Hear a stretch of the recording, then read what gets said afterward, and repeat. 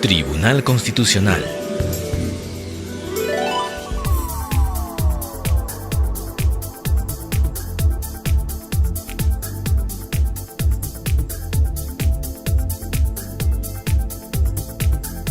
Lima, 10 de septiembre de 2012, presidida por el magistrado señor Ricardo Beaumont Callirgos e integrada por los magistrados señores Juan Vergara Gotelli y Gerardo Eto Cruz.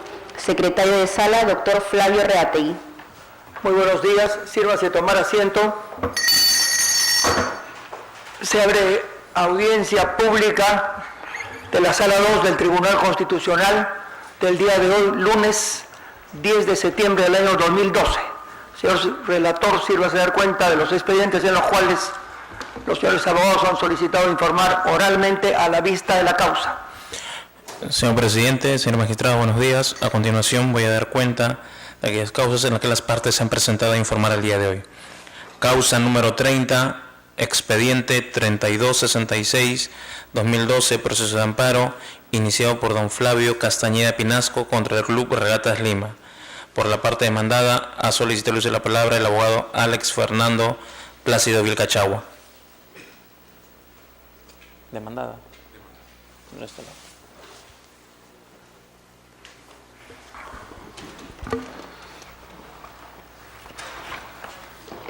Señor abogado, puede hacer el uso de la palabra para su informe oral.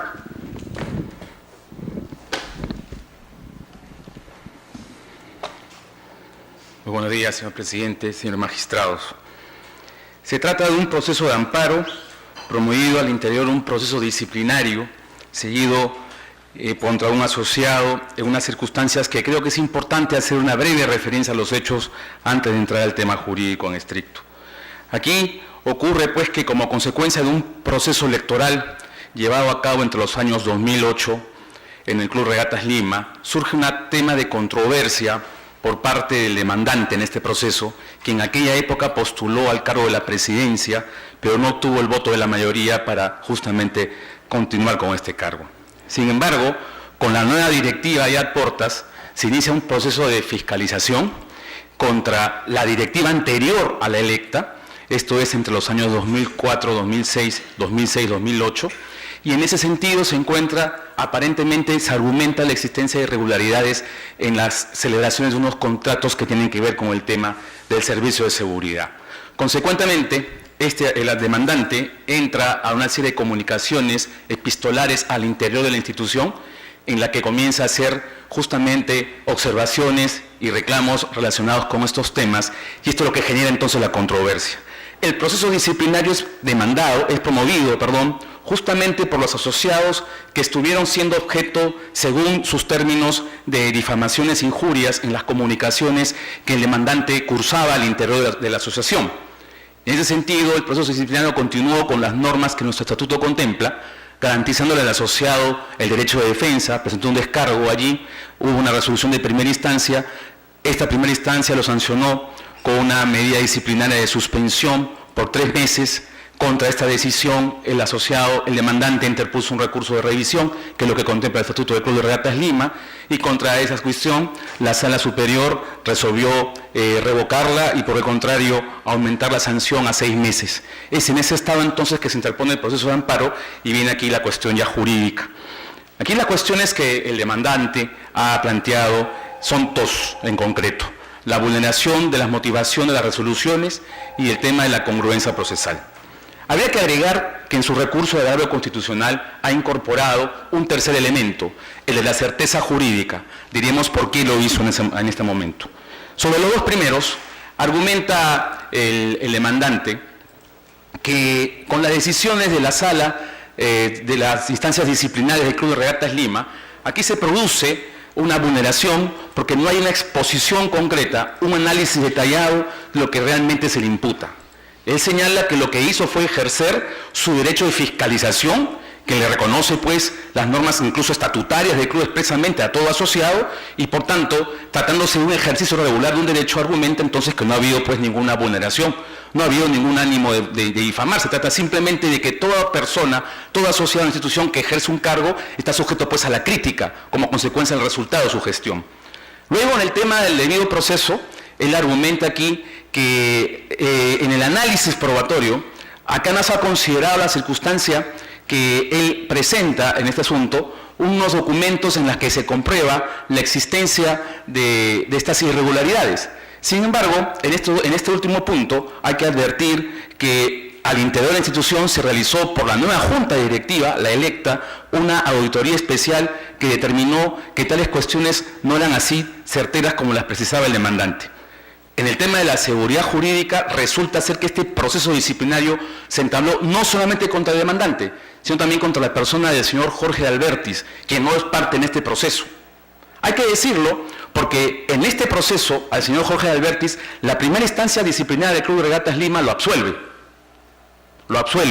Sin embargo, la segunda instancia lo sanciona con 6 meses. Hablaremos en este momento por qué es que entonces en el recurso de agravo constitucional el demandante considera, oye, un momento, si a mí justamente yo vengo a argumentar el tema de la falta de la congruencia de motivación de resoluciones, a mí me suspenden y a este señor en el proceso disciplinario lo absuelven y luego también lo suspenden, acá no hay congruencia.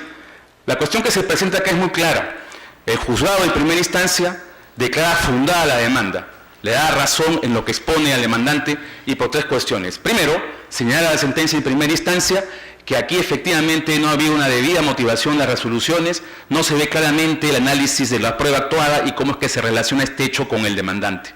Segundo, argumenta que también había una vulneración del debido proceso porque en los documentos, como decíamos, en la comunicación interna que se producía al interior de la institución, se argumentaban simplemente prenombres, Óscar, Jorge, Fernando, sin indicar precisamente si estas personas eran las personas de los denunciantes en el proceso disciplinario del club.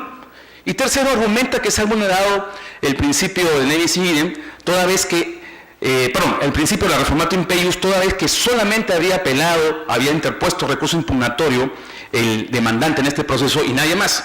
Por tanto, no se podía incrementar la sanción, como ocurrió aquí, de 3 meses a 6 meses. Nosotros, en este caso, ante esta sentencia y primera instancia, interpusimos el recurso de apelación señalando, primero, que en este caso en concreto, no había esa vulneración del principio de la reformato impeius. ¿Por qué? Porque en este caso también habían interpuesto recurso de revisión los propios denunciantes. Por tanto, no era cierto que solo lo había hecho el denunciado en ese proceso demandante en este proceso de amparo. Y esto permitía entonces hacer un pronunciamiento, como ocurrió en este caso, que incrementó la sanción. Segundo, que en este proceso de disciplina, en el problema de fondo, el demandante en el proceso participó en la misma junta directiva, integrándola, y hemos ofrecido justamente la ficha registrada del Club Regatas Lima, donde se aprecia pues que estos nombres de Jorge, Óscar, Fernando, eran pues nombres directamente relacionados con las personas de otros directivos que él conocía perfectamente.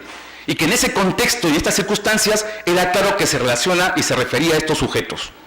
Y tercero, aquí también indicamos que no se trata de cuestionamiento de la facultad de fiscalización, que lo cual no ha estado en discusión en ningún momento en el proceso, sino que en el ejercicio de esta facultad de fiscalización se haya afectado la honorabilidad, el buen nombre de las personas. La Sala Superior, hay que decir que fue por mayoría, declara fundado nuestro recurso de apelación y revoca y por lo tanto declara infundada la demanda. El sustento del agravio constitucional aquí entonces viene por estos 2 lados. Por uno, al decir que lo resuelto en la primera instancia resulta ser incongruente, carece de motivación, si uno lee esta resolución, uno comprueba que efectivamente se ha detenido los aspectos que hemos señalado. Es verdad, no ha habido ningún tema de cuestionamiento sobre el ejercicio de la facultad de fiscalización, ninguna de las partes lo ha discutido. El tema que ha quedado demostrado es que en ese ejercicio se ha afectado la honorabilidad y el buen nombre de las personas. También es cierto que en el contexto particular de las personas, en este caso, el demandante conocía a las personas con las cuales se refería en la comunicación epistolar, dado que integró con ellas la junta directiva. Y en tercer lugar, aquí no había una afectación de la reformato impeius, porque efectivamente también los denunciantes en el proceso disciplinario interpusieron el recurso de revisión. Por último, el proceso disciplinario contra el señor Jorge de Albertis es muy distinto. Es verdad que se gestionó aquí a ambos juntos, pero fue muy distinto. Al proceso disciplinario del señor Jorge de Albertis ocurrió, lamentablemente hay que decirlo, que no se le dio la oportunidad de defenderse en segunda instancia. no obstante que había sido absuelto en primera. Y esa fue la razón por la cual en su proceso de amparo que él promovió aparte, efectivamente las Cortes le dio la razón. Señor abogado, el magistrado Juan Vergara Botelli quiere hacerle una pregunta. Muy bien. Señor abogado, esta es una demanda contra un proceso contra una asociación, un club. Así es, señor. Dígame, ¿no existe en el Código Civil un artículo determinado que rige esta materia?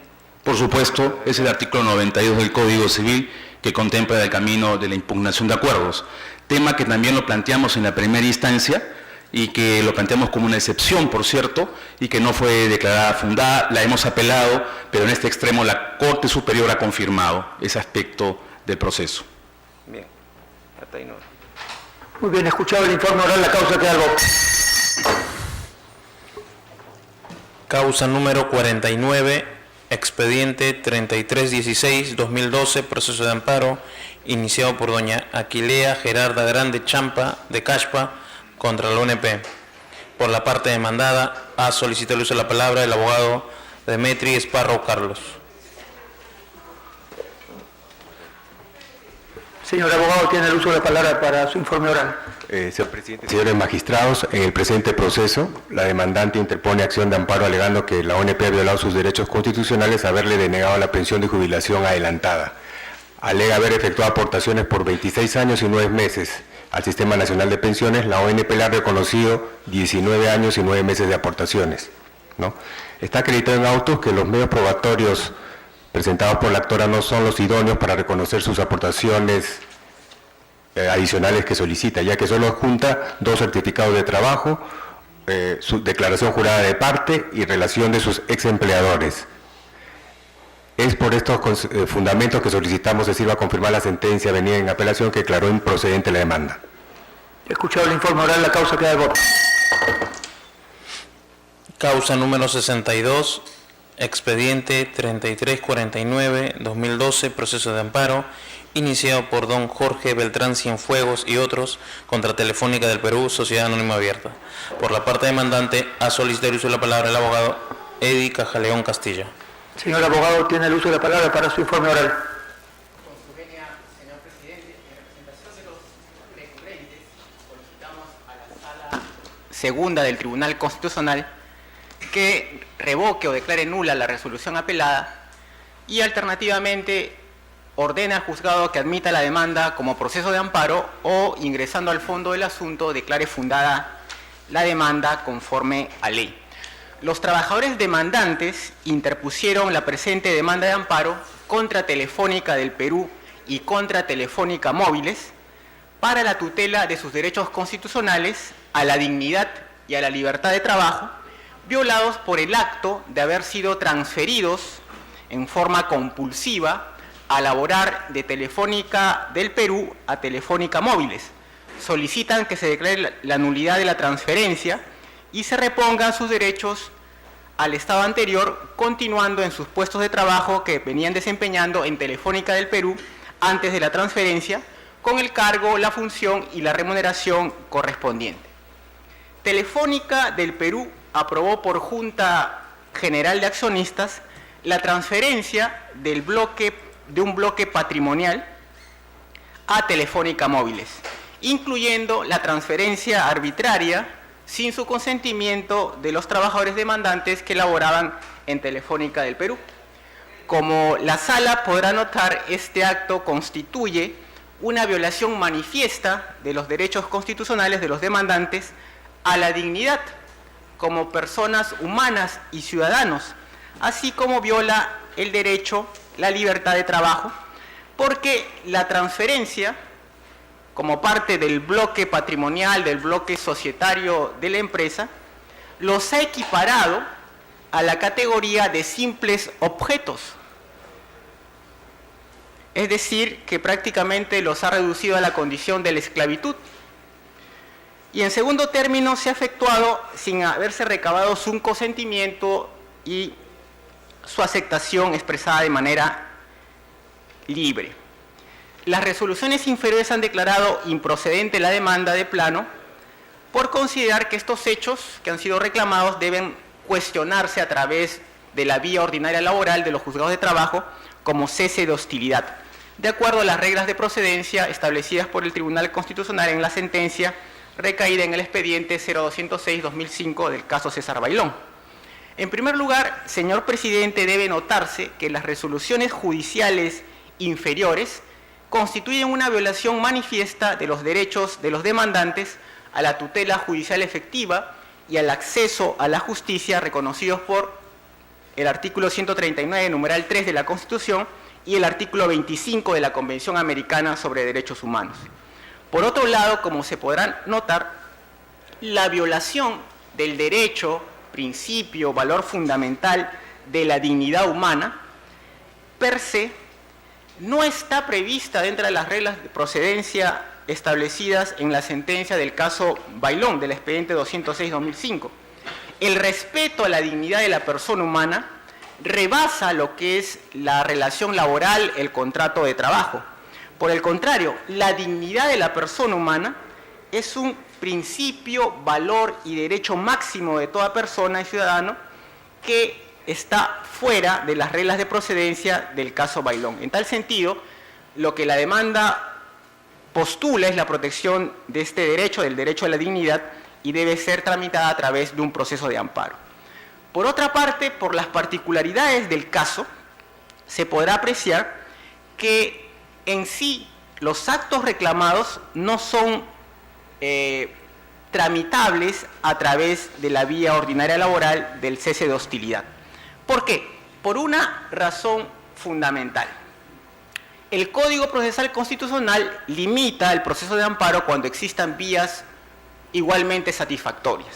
Sin embargo, en este caso no existe una vía igualmente satisfactoria, porque el cese de hostilidad debe ser dirigido contra el empleador para mantener la relación laboral. En este caso, lo que se ha producido es la ruptura de la relación laboral con el empleador, con Telefónica Móviles, que es el empleador originario. En consecuencia, la posibilidad de interponer una acción de cese de hostilidad para que el mismo empleador continúe contratando a los trabajadores es imposible materialmente. Es jurídicamente y materialmente imposible, porque los trabajadores han pasado, como parte de este bloque patrimonial, a laborar a otro empleador. En consecuencia, la vía laboral del cese de hostilidad no es una vía judicialmente satisfactoria para proteger los derechos constitucionales y, como se podrá apreciar, por la entidad, por la particularidad de los derechos en cuestión, que no es otra cosa que la dignidad de un trabajador, estos pueden ser conocidos a través del proceso de amparo. Por estas consideraciones, en forma muy respetuosa, solicito a la Sala se sirva revocar o declarar nula la resolución apelada y, alternativamente, o ordenar al juzgado que admita la demanda como un proceso de amparo como debe ser, o en todo caso, ingresando al fondo del asunto, dada la violación manifiesta al derecho a la dignidad, se pronuncie declarando fundada la demanda de amparo en todos sus extremos. Señor abogado, precíseme por favor, ¿no es un proceso de amparo el que está viniendo acá? Es un proceso de amparo, así es. ¿Cómo es que el juez no ha admitido como un proceso de amparo esta demanda? ¿O la rechazó? O sea, la declaró improcedente. Exacto, ha habido un rechazo liminar, se ha declarado improcedente, recurriendo a que esto debería tramitarse en una vía ordinaria laboral de cese de hostilidad, de acuerdo a reglas de procedencia que no son aplicables al caso. O sea, sostiene el juez que existen otros cauces procedimentales, como dice el Código, debería decir procesales, para la protección del derecho, y así no es. O sea, una de las alternativas que usted nos pide es que la Sala le declare fundado para que regrese a primera instancia, admita trámite y corra traslado al juez. Esa es una de las alternativas. Es una alternativa. La otra alternativa es que la Sala ingrese al fondo. Así es, ingrese al fondo y se pronuncia. Se escuchó el informe oral, la causa queda al voto. Causa número 71, expediente 3372-2012, proceso de amparo, iniciado por don Toribio Canto Quispe contra la ONP. Por la parte demandada, ha solicitado el uso de la palabra el abogado Víctor Hugo Quinto Nuño Vero. Señor abogado, tiene el uso de la palabra para su informe oral. Señor presidente, señor magistrado, muy buenos días. En la presente causa, el demandante solicita el reconocimiento de una pensión de jubilación adelantada. Para ello, pues, es necesario que acredite 30 años de aportes. Ahora, ¿qué documentos ha presentado para acreditar su pretensión? Ha presentado 4 certificados de trabajo y una declaración jurada emitida por él mismo. Cada uno de esos documentos correspondiente a un periodo distinto. Sin embargo, pues, no ha presentado documentos adicionales que corroboren el contenido de estos. En atención, pues, a la sentencia vinculante emitida por este ilustre tribunal en el expediente 4762 del 2007, es necesario no solo presentar documentos original, copia fedetada, sino también presentar documentos adicionales que corroboren el contenido de los primeros. En ese sentido, pues, solicito a esta sala confirme la sentencia venida en grado que declaró improcedente la demanda. Escuchado el informe oral, a causa queda el voto. Causa número 69, expediente 3369-2012, proceso de habeas corpus, iniciado por don Augusto Guillermo Pérez Calderón, contra los jueces de la tercera sala penal de la Corte Superior de Justicia del Callao. Por la parte demandante, ha solicitado la palabra el abogado Hamilton Carbonell Marañón, y por la parte demandada como litis consorte, en representación de la SUNAT, ha solicitado el uso de la palabra el abogado Renzo Fabricio Díaz González. Señor abogado, tiene el uso de la palabra para su informe oral. Señor presidente, distinguidos vocales de este ilustre colegiado, voy a empezar el informe, señor presidente, invocando el artículo 2, numeral 24, literal D de la Constitución Política del Perú, que señala que nadie puede ser procesado ni condenado por acto u omisión que se encuentre prevista en forma clara e inequívoca como sanción punible. Esta norma, señor presidente, nos traduce irremediablemente al principio de legalidad en materia procesal penal. Es decir, que nadie puede ser condenado por una conducta que no se encuentre previamente tipificada en una norma penal en forma inequívoca. Pues bien, eso es lo que ha sucedido en este caso, señor presidente. A mi patrocinado se le ha condenado a la pena privativa de libertad de 3 años, suspendida por el plazo de 2, por una conducta que no se encuentra tipificada en la ley penal en forma inequívoca. El hecho, señor presidente, se remonta a una incautación que hace la administración aduanera, la SUNAT, conjuntamente con el Ministerio Público, al producir el día 29 de noviembre del 2005. El día 29 de 2005 la administración aduanera, conjuntamente con el Ministerio Público, en los terminales de la SUNAT, señor presidente, efectúan el reconocimiento físico de una mercadería que había sido solicitada a despacho, la que documentariamente señalaba que iban a ingresar cinta de embalaje. Sin embargo, por alguna sospecha, procedieron al reconocimiento físico y no solamente encontraron cinta de embalaje, sino que encontraron cajetillas de cigarrillo y algunos artefactos eléctricos menores. Pues bien, se hizo la incautación, se hizo la valorización correspondiente, el valor arrojó de más de $400.000. Eso fue el 29 de noviembre del 2005. Con esta sospecha buscaron información si alguna mercadería estaba ingresando al país con los mismos actores de esta importación de mercadería. Y encontraron que efectivamente el 7 de diciembre iba a ingresar una mercadería.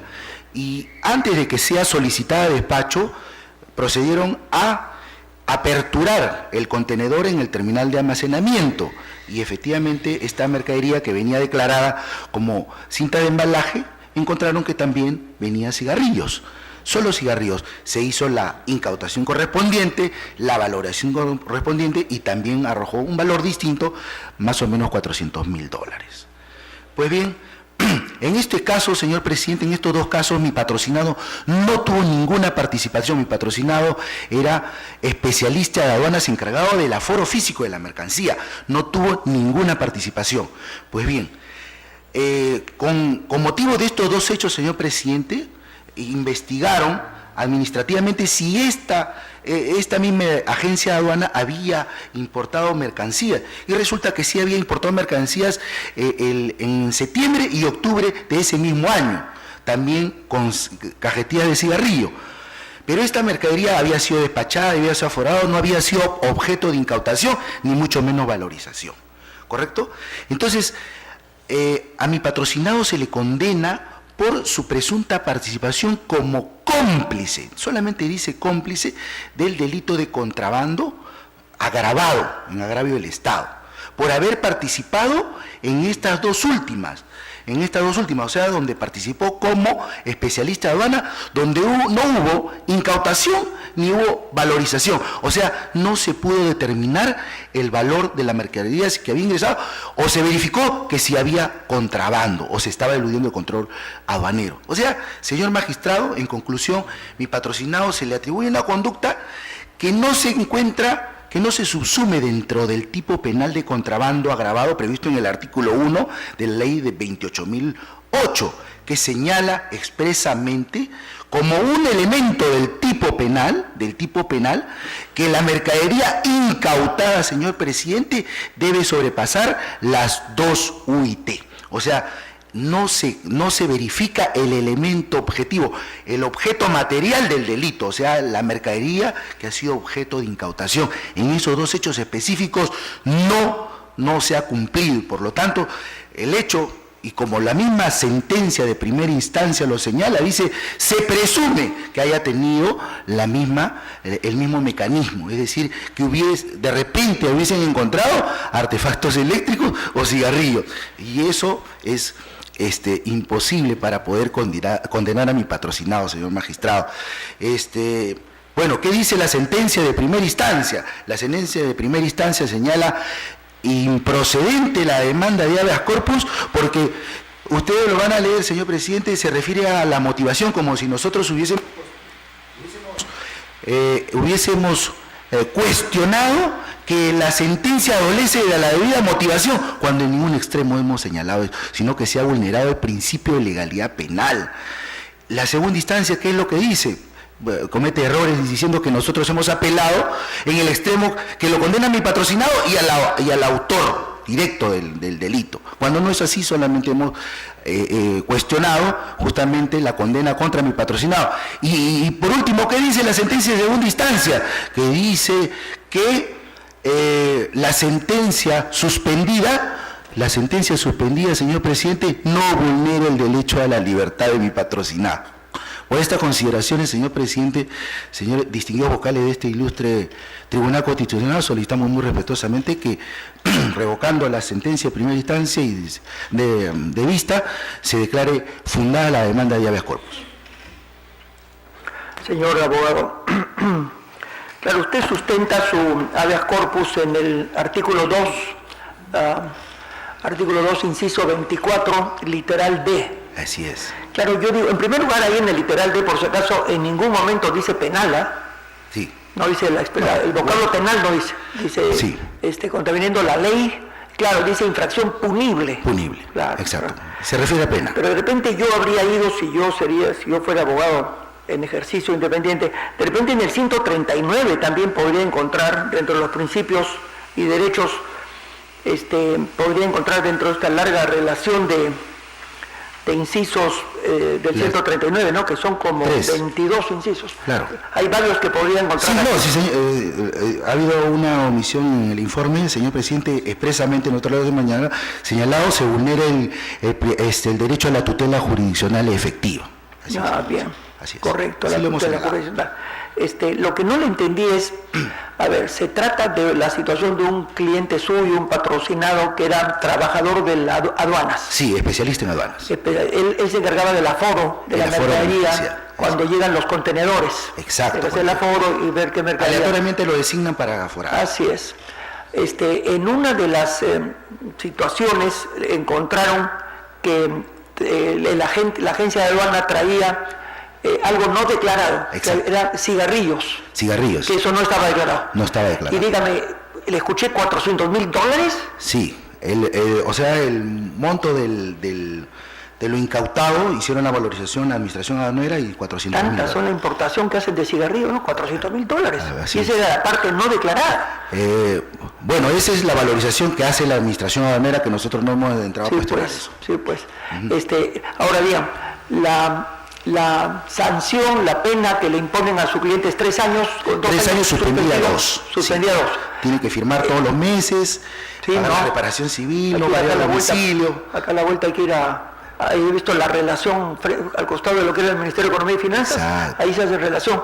Y la vez pasada tuve que ir yo a recoger un certificado de una consignación y me puse en esa cola porque creí que ahí entraba. Me dijeron, no señor, aquí no, aquí los que tienen que firmar, casi me acerco a firmar yo también. Pero yo no tenía que ir a firmar, sino a recoger un certificado de una Así es, consignación antigua. Bien, sí, es todo un conjunto de tareas que hay que... Y a él lo sancionan, usted nos dice, por dos, digamos, presumiendo que en situaciones anteriores haya ocurrido hechos similares. O Así sea, es. No hay una detección física flagrante de la condición de que el señor lo deja pasar, o sea, no hay propiamente la infracción punible.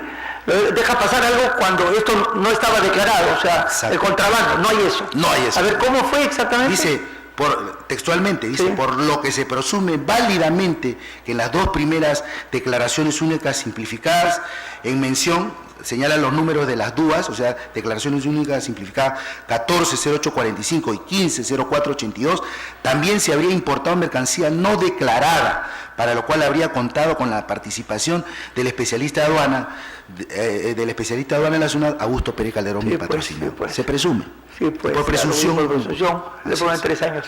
¿Y qué cosa significa 3 años suspendida 2? O sea, quiere decir que 1 año sí tiene que probar pena efectiva. No, durante sí, 2 se años reduce. está sometida a un ya, control. Ya. Vamos a escuchar al señor abogado de la SUNAT, que también es de aduanas, para ver cuál es la posición de él. Tiene el uso de la palabra, señor abogado.